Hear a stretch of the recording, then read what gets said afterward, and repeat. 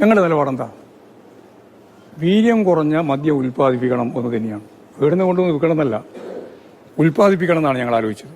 ഇടതുപക്ഷ ജനാധിപത്യ മുന്നണി വളരെ ഗൗരവപൂർവ്വം ചർച്ച ചെയ്ത് അന്നത്തെ എക്സൈസ് വകുപ്പ് മന്ത്രി എന്ന രീതിയിൽ ഞങ്ങൾ ആലോചിച്ചത് കേരളത്തിൽ പാഴായി പോകുന്ന ഗോവ ഉൾപ്പെടെയുള്ള മേഖലയിൽ ഫലപ്രദമായിട്ട് ഉപയോഗിക്കുന്ന, അതാണ് ഫെന്നി ഉൾപ്പെടെ ഉപയോഗിക്കുന്ന ഈ കശുമാങ്ങ, കേരളത്തിൽ ഇഷ്ടം പോലെ, പ്രത്യേകിച്ച് മലബാറിൽ അതിൻ്റെ ഒരു സൊസൈറ്റി ഉൾപ്പെടെ എന്ന് പറഞ്ഞാൽ മലയോര മേഖലയിലൊരു സൊസൈറ്റി, അതായത് സാധാരണ സഹകരണ മേഖല, ഞങ്ങൾ ഈ ഫെനിയുടെ മാതൃകയിൽ വീര്യം കുറഞ്ഞ മദ്യം ഉൽപ്പാദിപ്പിക്കാൻ ഈ കശുമാങ്ങ ഉപയോഗിച്ച്, അതിൻ്റെ ടെക്നോളജി ഞങ്ങളുടെ കയ്യിലുണ്ട്, ഞങ്ങൾക്ക് വീര്യം കുറഞ്ഞ മദ്യം ഉൽപ്പാദിപ്പിക്കാൻ അനുവാദം വേണം എന്ന് പറഞ്ഞത് ഉൾപ്പെടെയുള്ള, പിന്നെ പച്ചക്കറി, അതുപോലെ തന്നെ മറ്റ് പഴവർഗ്ഗങ്ങൾ, ധാന്യങ്ങൾ, ഇതിൽ നിന്നെല്ലാം വീര്യം കുറഞ്ഞ മദ്യം ഉൽപ്പാദിപ്പിക്കാൻ പറ്റും.